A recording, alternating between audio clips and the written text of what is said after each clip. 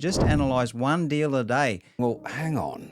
Make an offer every week. That will be scaring the shit out of a lot of people. Yeah, that's right, yeah. 2 years later, you'll see. Make an offer every week. What was the very first commercial one you bought? Are you trying to torture me? Now, there's so many types of property, but you've got to just find one that you're comfortable with buying. Why is education the first step? If you're not confident in pulling the trigger to buy something, you'll just never do it. So there's so many people who study but don't do. I ended up selling those two $55,000 buildings for 10 grand each. What mistakes do investors make when they don't have the right strategy in place? The number one biggest risk is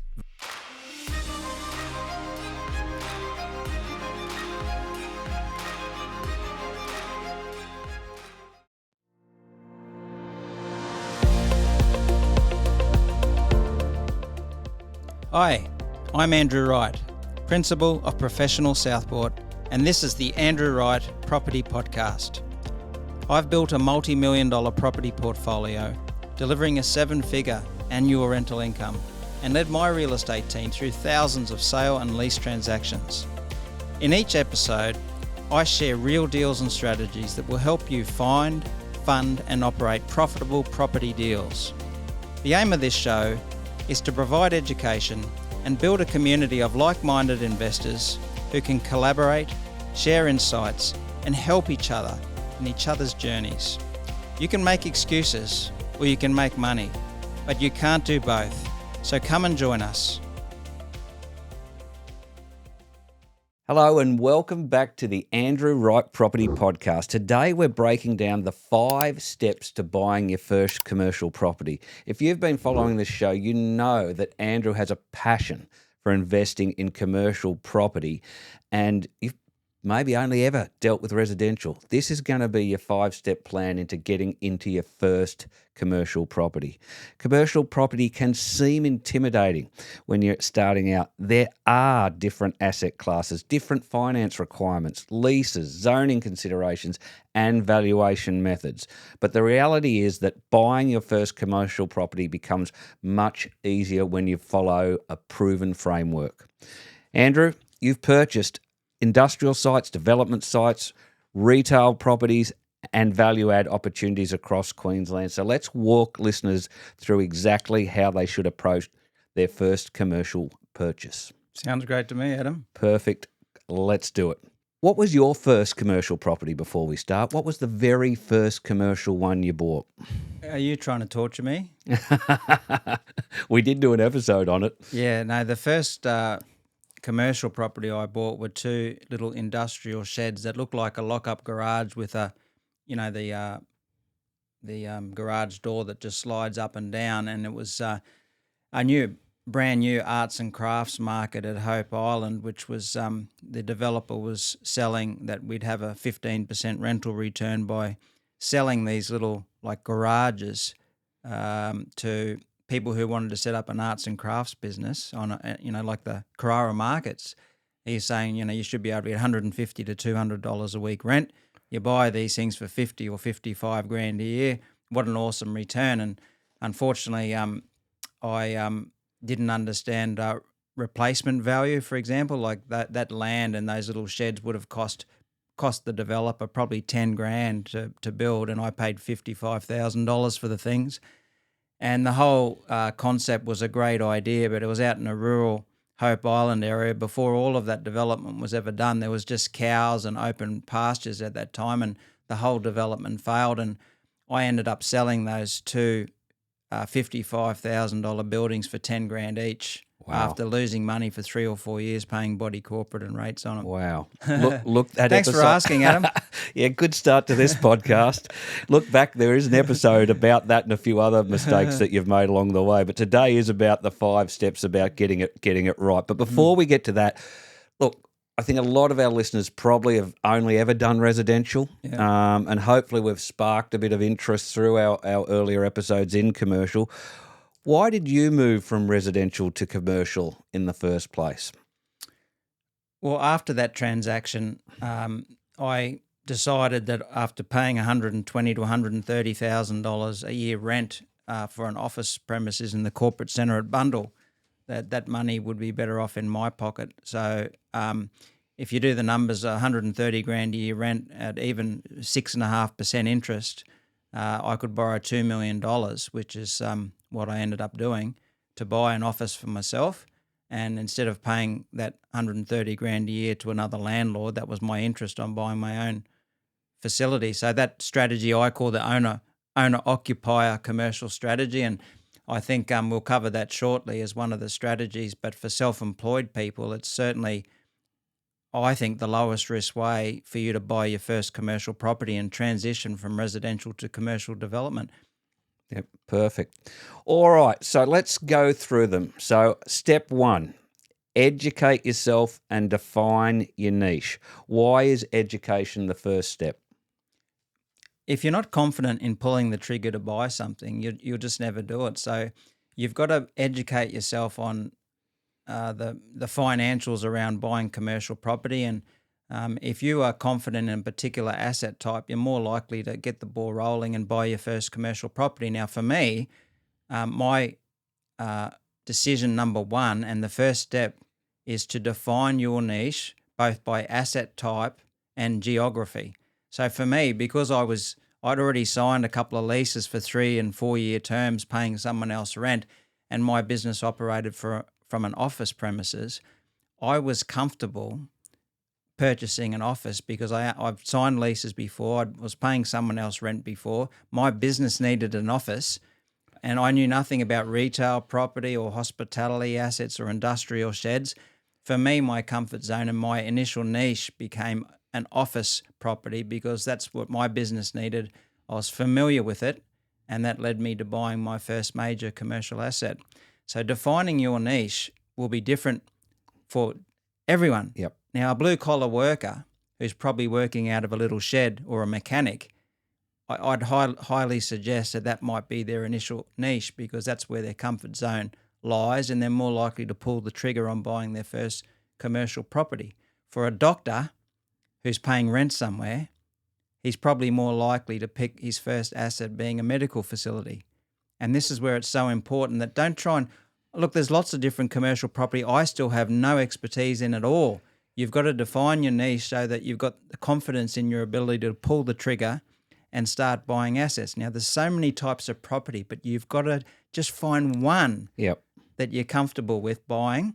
And probably geographically in the early stages for your first one, it might want to be close to home. Yep, to give you that security and you can check it out and So once you become an expert on your little niche asset type, go around and have a look at the last 5 or 10 sales of that particular asset type in the suburb where you want to work from or where you want to invest in, and become an expert in that little asset type niche and that geographic location. So you know you're not going to pay too much because you're an expert in that particular niche. Absolutely. And just for those listeners and viewers out there, we're talking here industrial, retail, office, medical, large format retail, mixed use and development sites. There's got to be one of those that you've got some level of knowledge around, some level of experience around.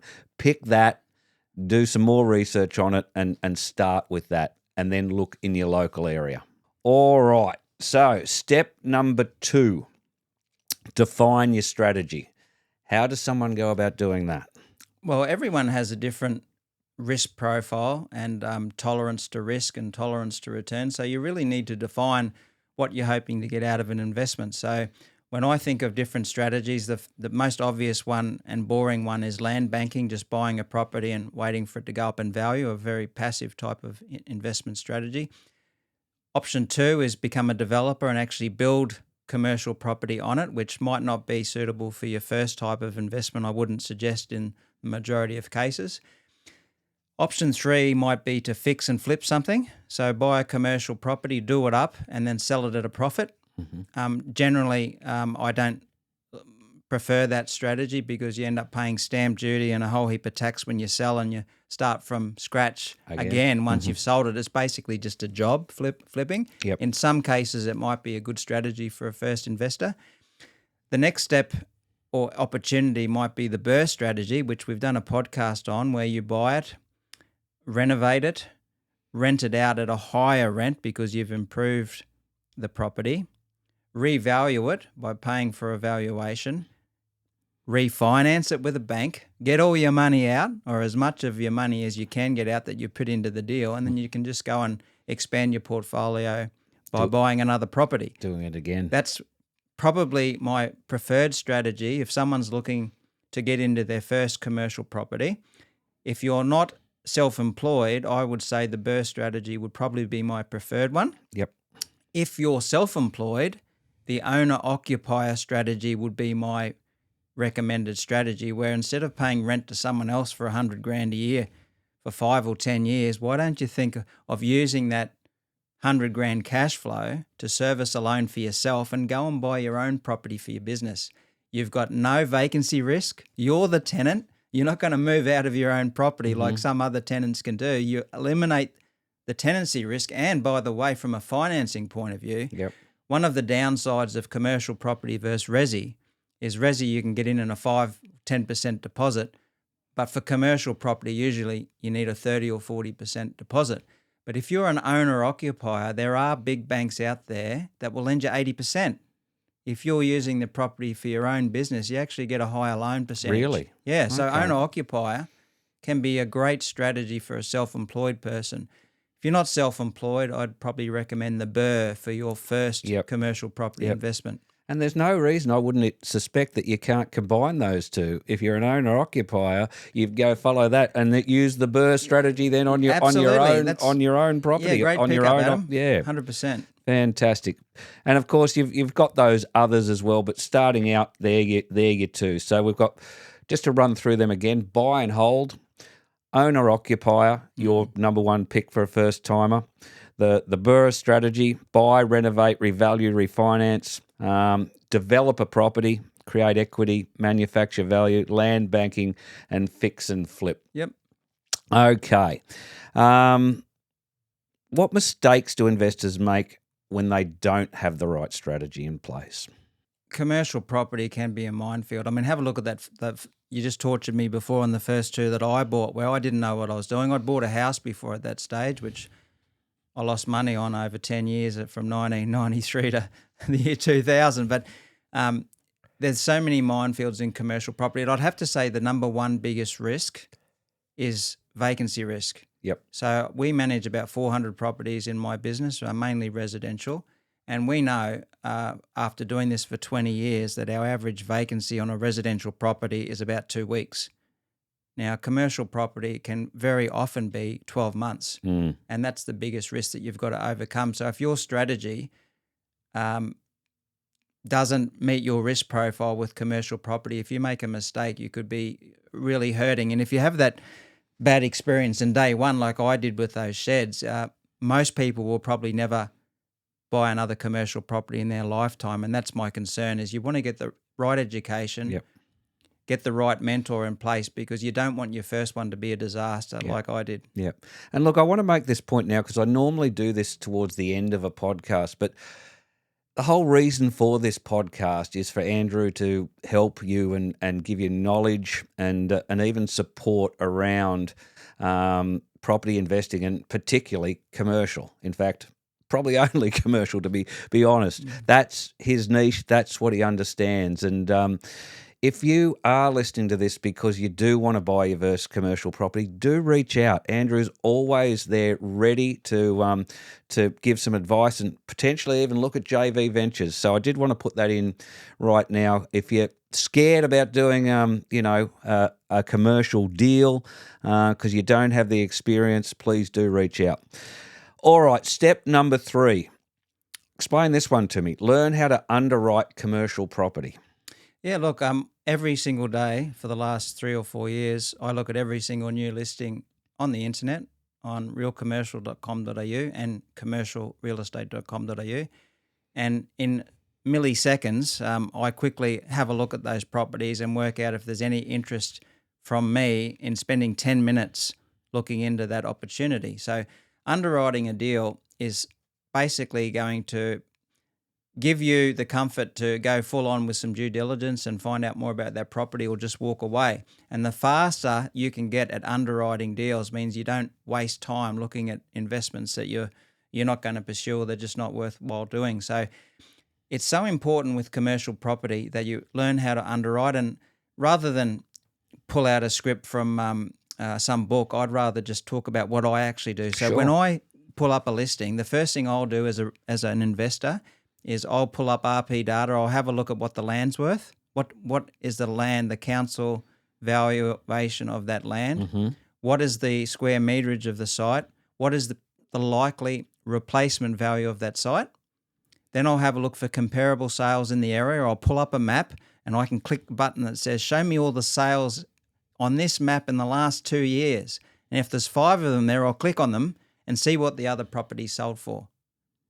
Then with my underwriting, I'll go through all of the information memorandum that's sent to me at some short time later from the agent, and I'll very, very analytically go through all of the lines in the cash flows and see what's missing. Because what you'll find is that most commercial agents will overestimate the net income of a property. Most of the time, I'd say 50% of the time, you can do your own numbers. They don't even include land tax calculations in the outgoings. There'll be 0 figures there for maintenance. And in most leases that you read, it's the landlord who pays for capital improvements or maintenance there.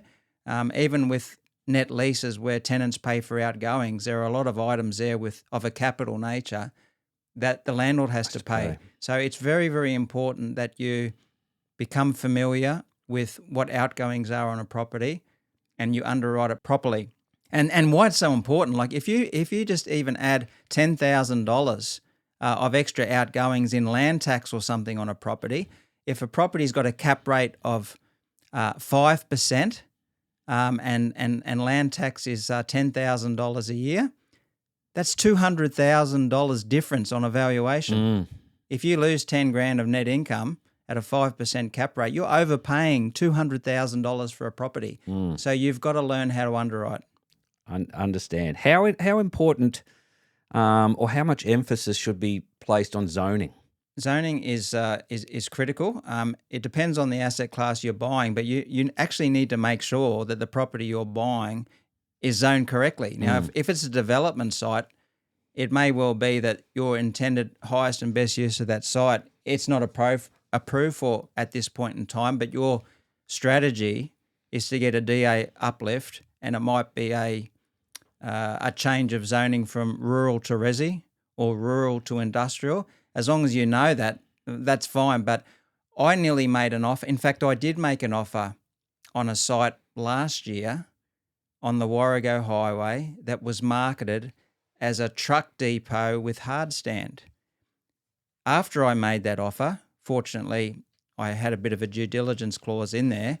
I found out that it was zoned rural and it was illegally being used as a truck parking depot. Wow. Now, the difference in rates per square metre for a rural property versus a DA-approved industrial truck parking depot is vastly different, and someone else may have been caught out by that because the agent marketed it as a legal truck parking depot. It wasn't. Yep. It was being used for that by the current owner, but it wasn't. It didn't have the right zoning for that. Okay, so due diligence is another big part of underwriting. Absolutely. Okay, so that's all it is. Due diligence is underwriting. That's exactly it. Yeah. And but knowing, everywhere you need to do your due diligence and overlays like flooding. Like the other thing I do whenever I look at a site, one of the first things I do, I look at all the comparable sales nearby by clicking a button. I also tick a thing called flood overlay, and it'll all come up blue if it goes to flood there. And guess what? I would estimate 90% of commercial properties listed for sale on the internet that are flood affected, it's not disclosed in the marketing. 90% of the time. Wow. That's just a guess. I haven't actually audited that, but you really need to be very, very careful. And if you don't pick that up, you'll be overpaying for the site. Now, if you want Andrew's due diligence checklist, you need to go to his website, andrewwrightproperty.com.au, and put in your email address there, join the community, and we will send you out Andrew's due diligence checklist. So covering all of what we've just covered there and more. So number 3 is learn how to underwrite a property. And guess what? We've got the checklist to show you just how to do it. Because I really believe in what all what you're actually saying there is, and this is a key thing, as it can be with residential as well. As a professional investor, you buy on facts and figures, not emotions, and you need to know your facts and figures.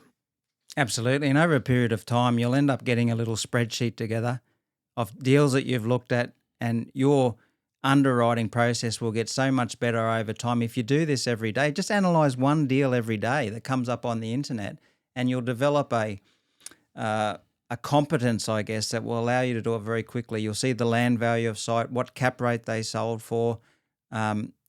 You'll study the leases on them, the different tenancy profiles and all the rest of it. So if you just analyze one deal a day, just spend 10 or 15 minutes every night when you get home from work, analyze one deal a day or underwrite one deal a day, and over a period of 6 months or a year, you'll actually build your own confidence in your ability to find a good deal. What a great idea, even when you're not planning on actually going ahead. Yeah. Cost you nothing. Yep. And just decide at the end of it, is it a good deal or is it not? You know, whether you're in a position to do it or not, the practice in just doing that alone. And the beauty and then the fun about that, Adam, is 2 years later, you'll see those same properties come up for sale from someone else who actually bought it and developed it or improved it, and you can see how much money they made, and you'll actually go back, wow, I could have bought that site, but I decided not to. What can I learn? What did I miss? What did that other investor pick up? What opportunity did he see that I didn't see when I actually did that underwriting 2 years ago? How much money has he made that I've missed out on? And that's where you learn. That's it. And learn from others too. If you haven't caught the most recent episode, you had a guest in here who'd done some amazing deals. Absolutely. They're out there. And but again, do your due diligence, learn how to underwrite. Okay, step 4, build your team. Who's your team? Who we got to get? Yeah, look, it changes over time, but initially, like, it's so important to structure your deals correctly in the right entity, and it's so important to finance it correctly. So if you're first starting out looking to buy your first property, the most obvious chat you need to have is with your accountant to work out, if you just tell them, look, I'm looking to purchase commercial property, what entity would you recommend? I'm not going to give that advice here. You should get it from your accountant. Your lawyer, you need a lawyer on your team. You need either a buyer's agent or a mentor, someone who's actually bought successfully commercial properties that can teach you along the way. I don't recommend doing this yourself without having either a buyer's agent or some other investor who's got some runs on the board to assist you. Yep. And do you know anyone? I've got a few people in mind. And also a finance broker. Now, a finance broker is someone that you should have early discussions with about. Commercial lending is very different to residential, so I would recommend you find a commercial broker who specialises in commercial property, who can educate you on what lease doc loans are, what full doc loans are, the different and higher deposit amounts required for commercial property, typically 30, 40 or 50% instead of 5 or 20 in residential. Mm-hmm. And that's the team you need to get started. Right. Lawyers? Lawyers, absolutely. Residential property is typically about houses and dealing with people, but when you start working in commercial property, it's all about contracts, lease contracts, outgoings with people that might service buildings and all the rest of it. It's very, very important that you have a lawyer on your side to do your due diligence when dealing with commercial property. And I can tell you now, my lawyers pointed out so many things, even recently, that I just would not have thought through, going through leases and looking at contaminated land registers and all those types of things that a lawyer can do that you just can't do. No matter how experienced you are, you'll need a good lawyer in your team. Okay. How important, or is there any importance on your team knowing each other? i.e., can you have a separate relationship with your lawyer, your accountant, your finance broker, and your mentor and buyer's agent without them having to deal together?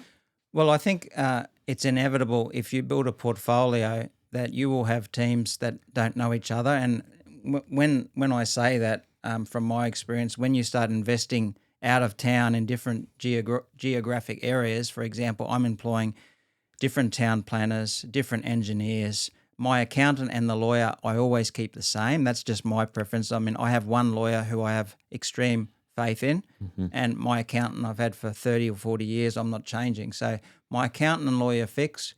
Town planners, engineers, commercial property managers will change. You know, you probably want them to be located in the geographic area where you buy. All right, fantastic. So let's move on to step number 5, making offers and negotiating deals. How do you gain knowledge and experience and skills in that space? Yeah, look, if you've got a buyer's agent, they'll walk you through that process. But if not, you should have a mentor that will help you go through your first deals. Now, if you're talking to a selling agent, they're probably not going to be necessarily working in your best interest. So you probably need a mentor to help you through that. But the most important thing here in step 5 is make the offers.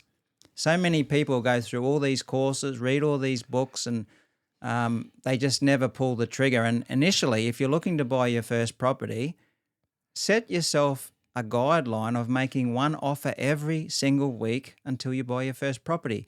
If you've been through the process, you've educated yourself, you've defined your niche, you've got your borrowing capacity sorted with your broker, your accountant's recommended the right structure, you've got to pull the trigger and force yourself, make an offer every single week. Now, if there's no good deals out there, what you need to do is make your offer 5 or 10% less than what you were going to offer, because every property will have a price at which it's a good deal for you and it works. So make an offer every week.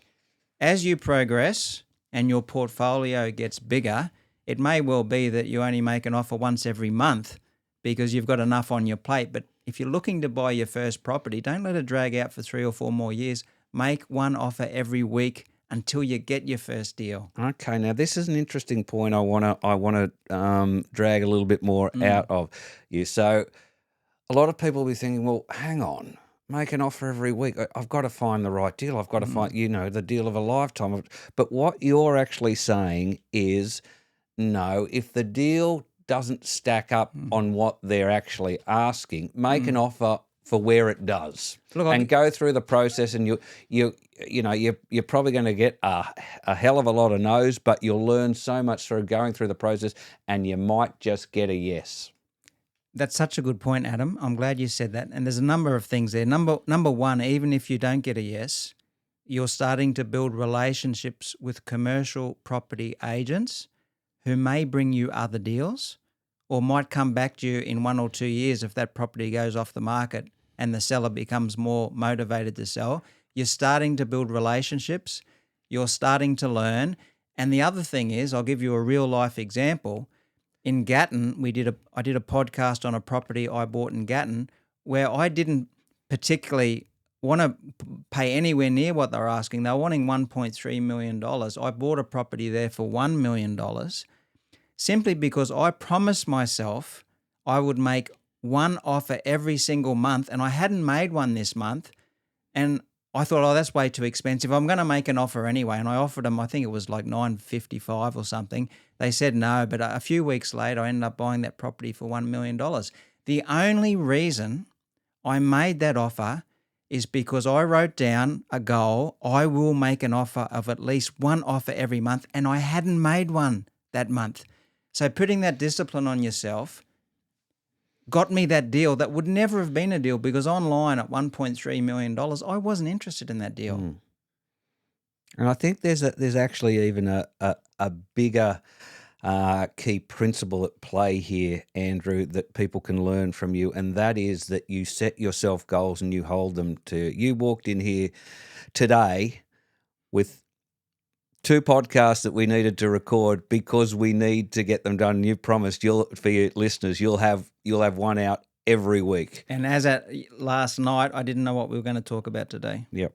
and here we are, and what a cracking episode it actually is. So there you go. There's your challenge. If you've ticked all the boxes, you've gotten your team, you've underwritten, the deals that you're looking at, you've practiced, you've got everything ready to go. Make an offer every week. Yes, and look, that will be scaring the shit out of a lot of people. Yeah. And that's where your team comes in. Seek their advice, but pull the trigger. And you know what? We're not doing this podcast to make money or sell courses or anything like that. So if someone in 6 months' time sends me a message to say, thanks for that podcast, Andrew, I just bought my first commercial property, that would be all the satisfaction I need to make this podcast worthwhile. Fantastic. All right. I'm going to give you, I've got 5 or 6 really quick fire questions to finish off with. Best commercial property for a beginner? If you're self-employed, one that you can lease for your own business, regardless of the asset type. If you're not self-employed, one that you can add value to using the burst strategy. Perfect. Biggest commercial investing mistake? Buying something that is vacant and underestimating the vacancy risk. Okay. Industrial or retail? Industrial for me. Best negotiation tip? Purchasing with a long settlement so you can add value to the site before you even pay for it. Love it. Most underrated commercial strategy? The burst strategy, once again. It's simple, isn't it? Yeah, and you don't pay tax at the end because you're not selling. You can just keep buying one project every single year for the rest of your life by redrawing equity out of something that you've built. The one thing every investor should understand before buying a commercial property? Know your niche. Perfect. Okay, well, look, if someone is listening and wants to buy their first commercial property out there within the next 12 months, what's the most important thing they should focus on right now? Look, I say education, but my intent there is don't spend 3 years educating yourself. Get in there for 3 or 4 months. Define your niche quickly. Start building your team so you can pull the trigger. Don't come back in 5 years' time and continue down the education path without pulling the trigger. Yeah. It's a thing in all areas of life, isn't it? There's so many people who study but don't do. That's right, yeah. So you can study forever, but at some point you got to pull the trigger. Yeah, exactly. So there you go. Start making an offer every week. All right. So today we've covered the 5 steps to buying your first commercial property. 1, educate yourself and define your niche. 2, define your strategy. 3, learn how to underwrite commercial property. And do sign up on Andrew's website. We'll send you the checklist. That's done for you. Number 4, build your team. Number 5, make offers. Pull the trigger. Have a crack. If it's not the perfect deal, lowball. It's probably not the right term, but the right term. It is the right term. Lowball, and just see what happens and learn from the process. And you might just crack one, and eventually you could do this. You will come to the right deal, and you will make the right offer, even if it's asking price, because you found the right one. So commercial property is not nearly as complicated once you do understand the process. Follow the framework, focus on the fundamentals, and keep learning. Thanks for listening. Thanks, Andrew, once again, and we look forward to catching you on the next episode. Yeah, thanks, Adam. I just think with people not getting negative gearing on residential property going forward, more people are going to listen to this podcast and hopefully go down this track. Absolutely. I mean, with the budget we've just had and these changes, I think it's pretty clear that commercial, it's a big winner now more than ever. Absolutely is the path a lot of people should be going down. Thanks, Adam. Thanks so much. Thanks for listening to the Andrew Wright Property Podcast. This is all about building a community of like-minded investors who can share real-life stories, experiences, and collaborate with a view to helping each other. Join us. Get in touch through the link in the show notes. I look forward to you joining me on the next episode.